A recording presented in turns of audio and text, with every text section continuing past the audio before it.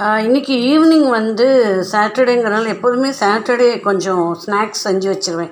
சண்டேக்கு நம்ம திருப்பி எல்லோரும் வீட்டில் இருக்கும்பாங்க, சும்மா அப்படி ரிலாக்ஸாக சாப்பிட்றதுக்கு அப்படியே ஒரு 4-5 நாளைக்கு அந்த ஸ்நாக்ஸ் வந்து நம்மக்கிட்ட இருக்கும் அப்படிங்கிறதுக்காக செய்வேன். இன்றைக்கி நான் வந்து உங்களுக்கு புழுங்கரிசி, ரேஷன் புழுங்கரிசி வச்சு தட்டை செஞ்சு காமிக்க போகிறேன். அதுக்கு என்னென்ன தேவை அப்படிங்கிறத ஃபஸ்ட்டு பார்க்கலாம். இப்போ முதல்ல இதில் வந்து இந்த கிண்ணம், இது 1/4 கிலோ எடை உள்ள கிண்ணம். இந்த கிண்ணத்தில் 2 கிண்ணம் புழுங்கரிசி போட்டுக்கிறேன். புழுங்கரிசி போட்டுட்டு இது நல்லா 2-3 தடவை வாஷ் பண்ணிவிட்டு ஒரு 4 மணி நேரம் ஊற வச்சுக்கலாம். இப்போ 2 மணி ஆகுது, எனக்கு வந்து 3 மணி நேரம் ஊறினா கூட போகிறோம். 5-6 மணிக்கு நம்ம இதை வந்து அரைச்சி நம்ம அதில் என்னென்னலாம் ஆட் பண்ண போகிறோம் அப்படிங்கிறத பார்க்கலாம். இப்போ நல்லா புழுங்கரிசியை கழுவி ஊற வச்சுருக்கேன். இது 3 மணிலேருந்து 4 மணி நேரம் ஊறட்டும். அதோடைய கொஞ்சம் 1/4 கப்பு கடலைப்பருப்பு, இதையும் கொஞ்சம் ஊற வச்சிடலாம். கொஞ்சமாக தண்ணியை ஊற்றி ஜஸ்ட்டு ஒரு தடவை வாஷ் பண்ணிவிட்டு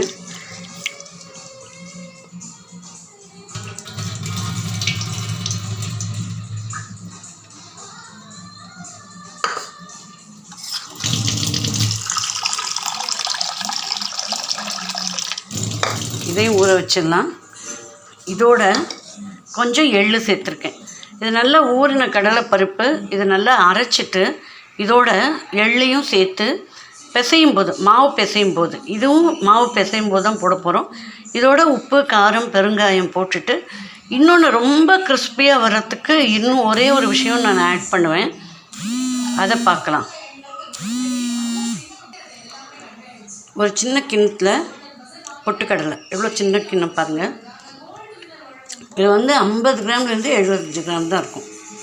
இந்த பொட்டுக்கடலையை மாவு நைஸாக நம்ம மிக்ஸி ஜாரில் நைஸாக மாவாக அரைச்சிட்டு இந்த புழுங்கரிசி கிரைண்டரில் போட்டு அரைக்கிறோம் இல்லையா, ஒரு வேளை தண்ணி ஆயிடுச்சுன்னா அரிசி மாவு சேர்க்கறதுக்கு பதிலாக இந்த பொட்டுக்கடலை மாவு சேர்த்தோம் அப்படின்னா கெட்டியும் கொடுக்கும், நல்ல கிறிஸ்பியாகவும் இருக்குங்க.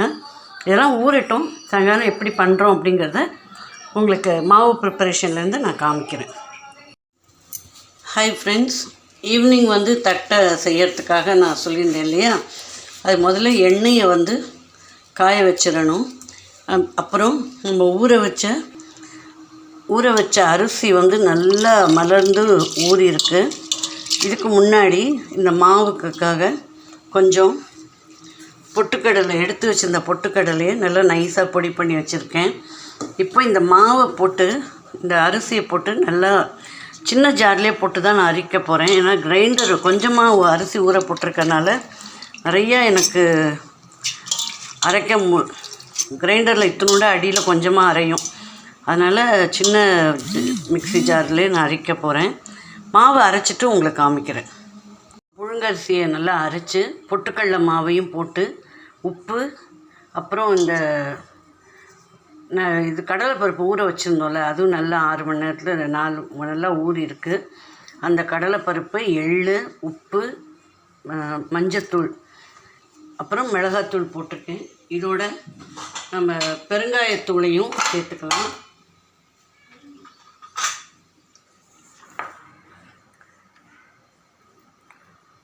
பெருங்காயத்தூளும் சேர்த்துட்டா நல்லா வாசனையாக இருக்கும்.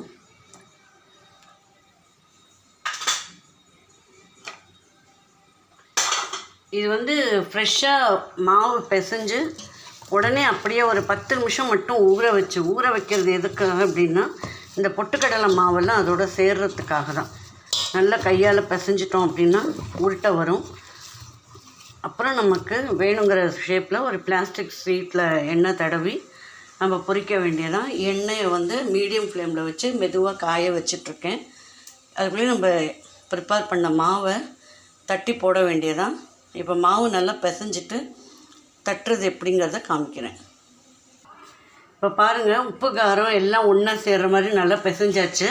இப்போ எண்ணெய் வந்து ஓரளவுக்கு காஞ்சிருக்கு இல்லையா, இது மாதிரி சட்னி கரண்டி, குழி கரண்டி எடுத்து நல்ல ஒரு கரண்டி, அதாவது ஒரு 2 டேபிள் ஸ்பூன் இதுக்குள்ளே விடும்போது அப்படியே பொறுன்னு வரும். இது எண்ணெய் ஏன் விடுறோம் அப்படின்னா நல்லா கிறிஸ்பியாக வர்றதுக்காக விடுறோம். இப்போ எண்ணெய் நல்லா காஞ்சிருக்கு. இந்த எண்ணெய் வந்து சூடாக இருக்கிற எண்ணெய்ங்கிறனால கொஞ்சம் மாவெல்லாம் எண்ணெய் மேலே போட்டுக்கோங்க. போட்டுட்டு கை சுடாமல் பார்த்து பிசைஞ்சுக்கணும். ஏன்னா எண்ணெய் வந்து நல்லா காஞ்சிடுது. இப்போ மாவை உள்ளே போட்டு பிசையும் போதே கொஞ்சம் சூடாக தான் இருக்குது கைக்கு. ஸோ இந்த அளவுக்கு மாவை வந்து நம்ம எண்ணெயோடு மிக்ஸ் பண்ணி விட்டணும். இந்த மாவை 5 நிமிஷம் அப்படியே விட்டோம் அப்படின்னா நல்லா சாஃப்டாகிடும். முன்னை விட இப்போ கொஞ்சம் கெட்டியாக இருக்குது பாருங்கள். ஒரு 5 மினிட்ஸ் கழித்து நம்ம என்ன பண்ணுறோம் அப்படிங்கிறத பார்க்கலாம். இப்போது ஒரு தட்டில் வந்து கொஞ்சம் ஆயில் போட்டு க்ரீஸ் பண்ணி வச்சுருக்கேன். கீழே வந்து ஒரு பிளாஸ்டிக் கவர், இந்த கவர்லேயும் பேப்பர்லேயும் கொஞ்சம் எண்ணெய் போட்டு க்ரீஸ் பண்ணி வச்சுக்கலாம். இப்போது இந்த மாவை எடுத்து கொஞ்சம் கொஞ்சமாக எண்ணெய் கையோட சின்ன சின்ன உருண்டையாக போட்டு, இதெல்லாம் வந்து கொஞ்சம் சீக்கிரம் வேலை ஆகிறதுக்கு உண்டான வழிகள் தான், வேறு ஒன்றும் கிடையாது. இப்போ இதை உருட்டி வச்சிட்டோம் அப்படின்னா 10 உருட்டி வச்சோம் அப்படின்னா எண்ணெய் 10 இது பிடிக்கும். அதனால் டக்கு டக்குன்னு வச்சிட்டோம் அப்படின்னா நமக்கு இதில் போட்டு தட்டி எடுக்கிறதுக்கு ஈஸியாக இருக்கும். இப்போ 10 இது வச்சுருக்கேன். இதில் வந்து நம்ம எண்ணெய் தடவி இருக்கிறதுனால கொஞ்சமாக கையிலையும் எண்ணெய் தொட்டுக்கணும். கையிலையும் எண்ணெய் தொட்டுண்டா தான் இது நல்லா தட்டை வரும். கையில் எண்ணெய் தொட்டுண்டு ஒன்றா இந்த இடத்துல நிறையா எண்ணெய் அப்ளை பண்ணிக்கணும். இப்போ நம்ம வந்து விரலில் தெரிஞ்சால் பரவாயில்ல அப்படின்னா நம்ம விரலையே மெதுவாக இப்படி தட்டிக்கலாம். தட்டி எடுத்துட்டு இப்போது பொறுமையாக ரொம்ப மெல்லிசாகவும் இல்லாமல் ரொம்ப இறுக்கமாகவும் இல்லாமல் அப்படியே மொத்தமாகவும் இல்லாமல் அழகாக தட்டி எடுத்துக்கணும்.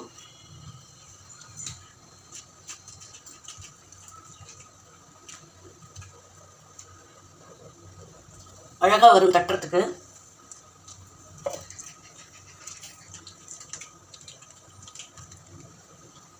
இப்போ இதை எடுத்து வச்சுருக்கறதுனால நமக்கு வந்து ரொம்ப ஈஸியாக இருக்குது பாருங்கள் தட்டுறது. அங்கேருந்து ஒரு உருண்டை எடுக்கிறோம், தட்டுறோம், அவ்வளோதான். இது ஆல்ரெடி நம்ம இங்கே எண்ணெய் தடவி வச்சுருக்கறனால இங்கே திருப்பி எண்ணெய் தடவணுங்கிற தேவையும் இருக்காது. இந்த ஒரு சௌகரியத்துக்காக தான் நம்ம கொஞ்சம் உருட்டி வச்சுட்டு போடுறது. சில பேர் வந்து சின்ன கிண்ணம் ஒன்று வச்சுப்பாங்க, தட்டு ஒன்று வச்சு அதை போட்டு ப்ரெஸ் பண்ணுவாங்க. எப்போதுமே இங்கே கையில் பண்ணுறது தாங்க அழகு.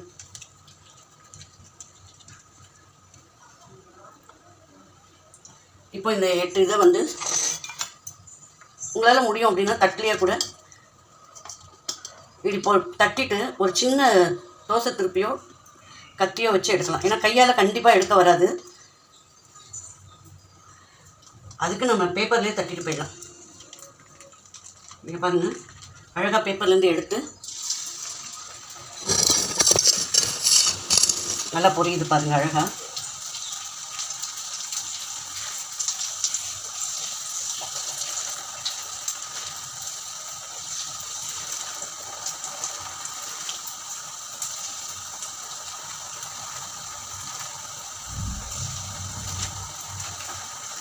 இதை ஒரு நிமிஷத்துக்கு வந்து டிஸ்டர்ப் பண்ணாதீங்க.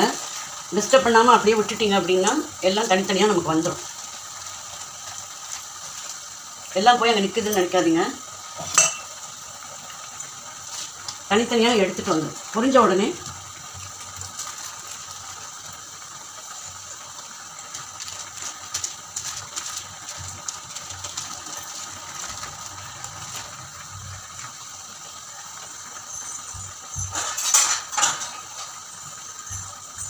ஒரு நிமிஷம் இங்கே பாருங்கள், ஒவ்வொன்றா தள்ளி வருது பாருங்கள்.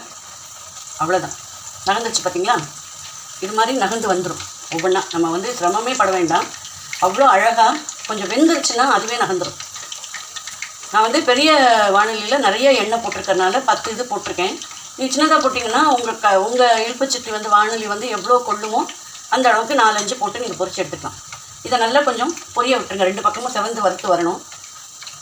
இப்போ இது வறுத்துட்டே இருக்கும்போது நம்ம ஃபஸ்ட்டு இது போடும்போது என்ன பண்ணிட்டேன், கையை ரொம்ப பக்கத்தில் விட்டுட்டேன். அதனால் சட்டுன்னு கையை எடுக்கவும் அது சுருண்டுடுச்சு. நல்லா எண்ணெய் காஞ்சிருக்கு வேறையா, பக்கத்தில் விடவும் அது சுருண்டு வந்துடுச்சு. இப்போ இது நல்லா காயட்டும்.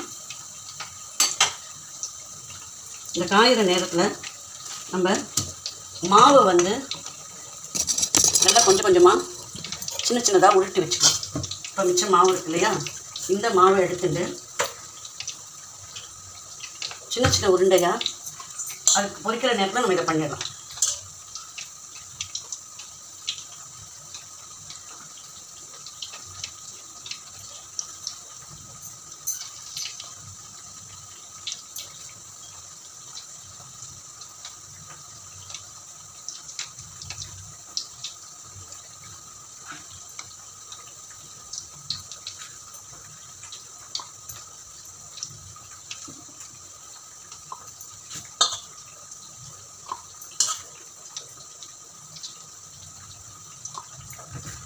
அது நல்லா ஒரு 2 நிமிஷம் வந்து பொரிஞ்சு நல்ல ஒரு பக்கம் நல்லா செவந்து வரட்டும். சும்மா சும்மா புரட்டிகிட்டே இருக்கணுங்கிற அவசியமும் கிடையாது. அது பாட்டு கொஞ்சம் விட்டுட்டோம், கையை விட்டுட்டோம் அப்படின்னா தீஞ்செலாம் போகாது. ஏன்னா நான் வந்து எண்ணெயை வந்து சிம்மர்லேயே தான் வச்சுருக்கேன் பொறுமையாக. ஏன்னா உள்ளேயும் நல்லா வெந்து பொரியட்டும்னு. ரொம்ப ஹை ஃப்ளேமில் இருந்தாலும் என்ன ஆகும் அப்படின்னா மேலே செவந்துடும், உள்ளே கொஞ்சம் இதாக இருக்கும். ஸோ அதனால் உள்ளே ஹை ஃப்ளேமில் வைக்காமல் கொஞ்சம் சிம்மரில் வச்சுட்டேன். ஏன்னா நிறைய எண்ணெய் காஞ்சி எடுத்துங்கிறதுனால ஃபஸ்ட்டு வந்து கொஞ்சம் சிம்மரில் வச்சுருக்கேன். இப்போ வந்து அதை வந்து கொஞ்சம் ஃப்ளேம் வந்து ஜாஸ்தி பண்ணுறேன். ஜாஸ்தி பண்ணால் உள்ளே இருக்கிறதெல்லாம் இப்போ பாதி வெந்திருக்குங்கிறதுனால ஜாஸ்தி பண்ணிக்கலாம்.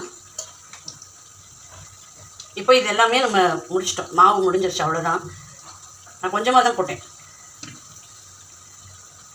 இப்போ நம்ம புரட்டி வச்சிட்டோம் அப்படின்னா, இது மாதிரி உருட்டி வச்சிட்டோம் அப்படின்னா எண்ணெய் தடவின பேப்பரில் டக்கு டக்குன்னு தட்டி போட்டுற முடியும்.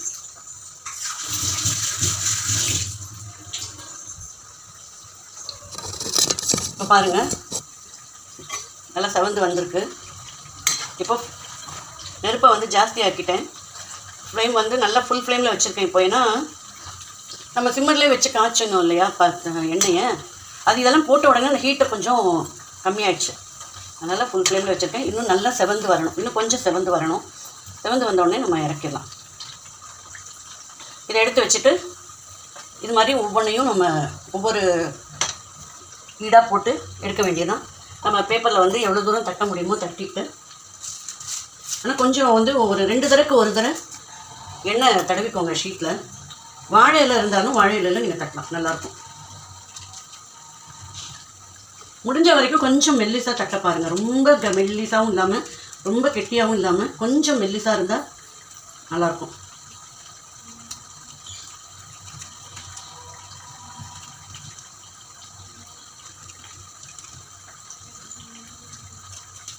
இப்போ அதுக்கு பொரிச்சிட்டு இருக்க நேரத்தில் இங்கே நான்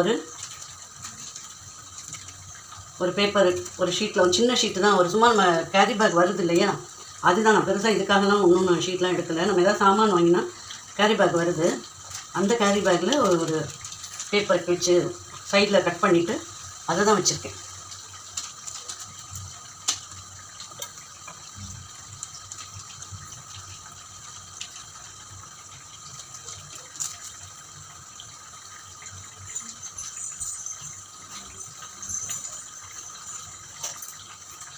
நல்லா பொரிஞ்சுட்டே இருக்குது.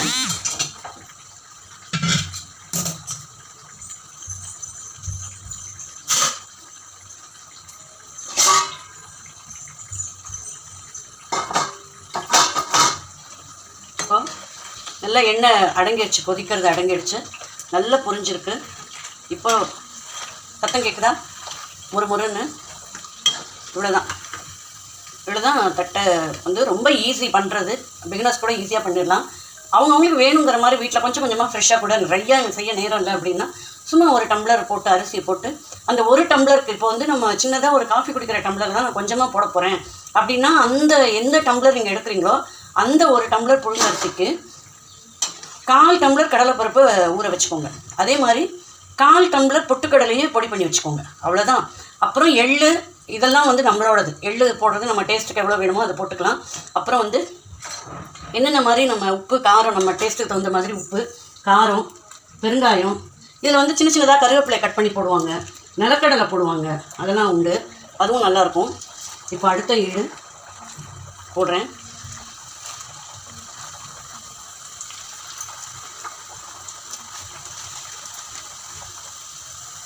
அவ்வளோதான் ஃப்ரெண்ட்ஸ். இது மாதிரி எல்லாத்தையும் மிச்சம் இருக்கிற மாவெல்லாம் நம்ம போட்டு எடுக்க வேண்டியதான். எவ்வளோ அழகான ஒரு ஈஸியான ஒரு ஸ்நாக்ஸு.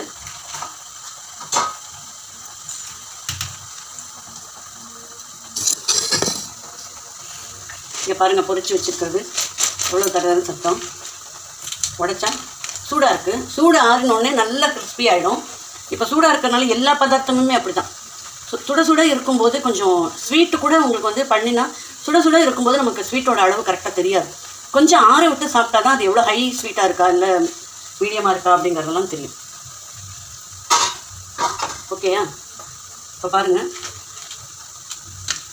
எவ்வளோ சாஃப்டாக உள்ளே நல்லா வெந்திருக்கு, எவ்வளோ முறுமுறுன்னு இருக்குன்னு பாருங்கள். இன்னுமே சூடாக இருக்குது. கொஞ்சம் சூடு ஆறட்டும். உங்கள் கையில் இப்படி உடச்சி காமிட்டு டேஸ்ட் வந்து ரொம்ப அருமையாக இருக்கும். நான் இங்கே போட்டது ரேஷன் புழுங்கரிசி தான் போட்டிருக்கேன். நல்லா இப்போலாம் வந்து ரேஷனில் நல்ல குவாலிட்டியாக தான் கொடுக்குறாங்க. முன்னாடிலாம் வந்து சொல்லுவாங்க அந்த கைக்குத்தல் அரிசி அப்படியே சிகப்பாக இருக்கும், அதை கொண்டு வந்து நான் 10 தடவை கழுவி அப்படிலாம் எல்லாமே இப்போ எவ்வளோ நல்லா இருக்குது அப்படின்னு எங்கள் அம்மா நிறைய சொல்லுவாங்க.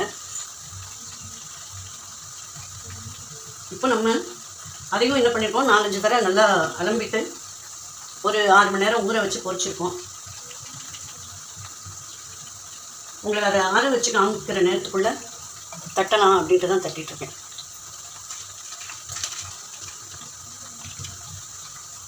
இப்போ இதே தான் மெஷர்மெண்ட்டு. ஒரு கப்பு அரிசிக்கு 1/4 கப்பு வந்து கடலைப்பருப்பை ஊற வைக்கணும், 1/4 கப்பு பொட்டுக்கடலையை அரைச்சிக்கணும். உப்பு காரம்னா நம்ம டேஸ்ட்டுக்கு தகுந்த மாதிரி தான். இதே மாதிரி தீபாவளிக்கு நிறையா பட்சணம் பண்ணுறீங்கிறது ஒரு இது வந்து டம்ளருங்கிறத 1 கிலோ புழுங்கரிசி போடுறீங்க அப்படின்னா அதில் 1/4 கிலோ கடலைப்பருப்பை வந்து நீங்கள் ஊற வச்சுக்கலாம். 4 கிலோ பொட்டுக்கடலையை நைஸாக பொடி பண்ணி அரைச்சிக்கலாம். அப்புறம் தேவையான உப்பு காரம், எள்ளு போடுறது, ஓமம் போடுறது, ஜீரகம் போடுறது, கருவேப்பிலை போடுறது எல்லாமே உங்களுடைய டேஸ்ட்டுக்கு தகுந்தது தான். பாருங்கள் எவ்வளோ நல்லா பொரியுதுன்னு. இதுக்காக தான் வெயிட் பண்ணிட்டு இருந்தேன். அவ்வளோதான் ஃப்ரெண்ட்ஸ். என்னோட இந்த தட்டை உங்களுக்கு பிடிச்சிருந்ததுன்னா லைக் பண்ணுங்கள், ஷேர் பண்ணுங்கள், கமெண்ட் பண்ணுங்கள். ஒரு அழகான தட்டை அந்த ஸ்நாக்ஸில் வந்து உங்களை சந்தித்ததில் ரொம்ப சந்தோஷம். நீங்களும் இதே மாதிரி வீட்டில் செஞ்சு பாருங்கள். செஞ்சு பார்த்துட்டு கமெண்ட் செக்ஷனில் கமெண்ட் பண்ணுங்கள். நல்லா இருந்தது அப்படின்னா லைக் பண்ணுங்கள், ஷேர் பண்ணுங்கள். ஒருவேளை என் சேனல் இப்போ தான் முதல்ல பார்க்குறீங்கன்னா சப்ஸ்கிரைப் பண்ணி வச்சுக்கோங்க. பெல் ஐக்கானை கிளிக் பண்ணி ஆளுங்கிற ஆப்ஷனையும் கிளிக் பண்ணிங்கன்னா நான் கொடுக்குற எல்லா வீடியோவும் நோட்டிஃபிகேஷனில் உங்களுக்கு கிடைக்கும். நன்றி, வணக்கம், ராதே கிருஷ்ணா.